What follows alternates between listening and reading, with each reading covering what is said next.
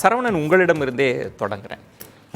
திராவிட model அரசு அப்படின்னு தொடர்ந்து பெருமையோடு பேசி கொண்டிருக்கிறீர்கள். ஆனால் மறுபுறம் ஒரு அரசமைப்பு பொறுப்பில் இருக்கிற ஆளுநர் திராவிட சித்தாந்தம் என்பதை பிரிவினைவாத சித்தாந்தம்னு சொல்றதை எப்படி எடுத்துக்கிறீங்க? 78வது சுதந்திர விழாவை இன்று கொண்டாடி கொண்டிருக்கிறோம். கோட்டை கொத்தளத்திலே கொடியேற்றக்கூடிய உரிமையை பெற்றுத்தந்தது திராவிட சித்தாந்தம். முதல்வர்கள் கொடியேற்றுவதை பெற்றுத்தந்தது திராவிட சித்தாந்தம். மாநிலங்களுக்கு உரிமைகளை பெற்றுத்தருவது பிரிவினைவாதம் என்றால் நாங்கள் பிரிவினைவாதிகள் தான்.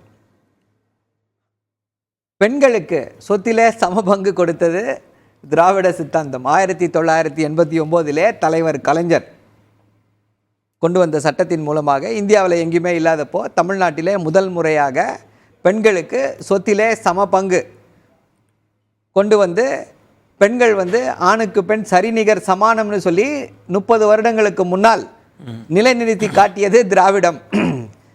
இது உங்களுக்கு பிரிவினைவாதமாக தெரிகிறது அப்படின்னா நாங்கள் பிரிவினைவாதிகள் தான். அனைத்து சாதியினரும் அர்ச்சகராகலாம் என்று சொல்லி, பெண்களும் அர்ச்சகராகலாம் என்று சொல்லி எல்லாரையுமே கோயில் கருவறைக்குள் அனுப்பியது திராவிட சித்தாந்தம். இது உங்களுக்கு பிரிவினையாக தோன்றினால் நாங்கள் எல்லாம் பிரிவினைவாதிகள் தான். அவருக்கு அவருடைய பதவியிலே இருக்க வேண்டும். பதவியிலே எப்படியாவது ஒட்டிக்கணும். எக்ஸ்டென்ஷன் வரலன்றாங்க, முடிஞ்சு போச்சுன்றாங்க. அங்கே இன்னும் ஒட்டி கொண்டு இருக்கிறார். ராஜ்பவனை காலி பண்ணல, ஒட்டி கொண்டு இருக்கிறார். ஸோ எதையாவது பேசி அவருடைய இருப்பை காட்டிக்கொள்ள வேண்டிய ஒரு பரிதாப நிலையில் ஆளுநர் இருக்கார். அதனால் இப்படிப்பட்ட இயற்கைக்கு மாறான கருத்துக்களை மக்கள், தமிழ்நாட்டு மக்களுக்கு ஒவ்வாத கருத்துக்களை பேசிக்கொண்டிருக்கிறார். நாட்டை துண்டாட விரும்புறீங்க அப்படின்னு சொல்றதை எப்படி, அந்த திராவிட சித்தாந்தம் நாட்டை துண்டாட நினைக்குது அப்படின்றத எப்படி புரிஞ்சு? இல்லை, 1962 பேரறிஞர் அண்ணா திராவிட நாடு கோரிக்கையை நாங்கள் கைவிடுகிறோம், ஆனால் அதற்கான காரணங்கள் அப்படியே இருக்கிறது அப்படின்னு சொல்லி பேசினார். எதை முன்னிறுத்தி பேசினார்? அதை மாநிலங்களுடைய உரிமைகளை முன்னிறுத்தி பேசினார். இப்போ நீங்கள் இந்த அளவுகோல் இவர் சொல்கிறார் இல்லையா, ஆளுநர் ரவி சொல்கிறார் இல்லையா, பிரிவினைவாதத்தை தூண்டுகிற அளவுகோல்னு சொல்கிறார் இல்லையா, தூண்டுகிறது திராவிடம்னு சொல்கிறார்ல. இதெல்லாம் ஒரு 10 வருடங்களுக்கு முன்னால் திரு நரேந்திர மோடி அவர்கள் குஜராத் முதல்வராக இருக்கும்போது என்னென்ன பேசினார்னு கேட்டிங்க அப்படின்னா இந்த இது அப்படியே அங்கே பொருந்தோம். அப்போ மோடியையும் அவர் ஒரு பிரிவினைவாதின்னு தான் முத்திரை குத்த வேண்டியிருக்கிறோம். கவர்னருக்கு எதிராக குரல் கொடுத்தாரு, ஜிஎஸ்டிக்கு எதிராக குரல் கொடுத்தாரு, மாநிலங்களுக்கு உரிமைகள் நிறைய இருக்க வேண்டும் அப்படின்னு சொல்லி குரல் கொடுத்தாரு. லோக் ஆயுக்தா அப்போ அனுப்ப மாட்டேன், போட மாட்டேன், நான் தான் போடுவேன், நீங்கள் போடக்கூடாதுன்னாரு.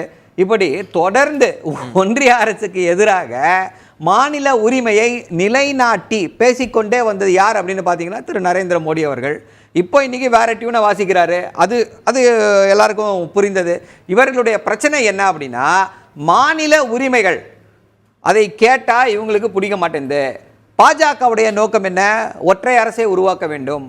யாருக்குமே எந்த வித்தியாசங்களும் இருக்கக்கூடாது, பன்முகத்தன்மை இருக்கக்கூடாது, பல கலாச்சாரங்கள் இருக்கக்கூடாது, பல மொழிகள் இருக்கக்கூடாது, பல உணவுகள் பேசக்கூடாது, உண்ணக்கூடாது, பல இதை இப்போ எல்லாமே ஒற்றை முறையில் இருக்கணும். நாங்கள் சொல்லக்கூடிய அந்த சனாதன தர்மத்தை, அந்த சாதி வர்ணத்தை நீங்க தொடர்ந்து கடைபிடிக்க வேண்டும்.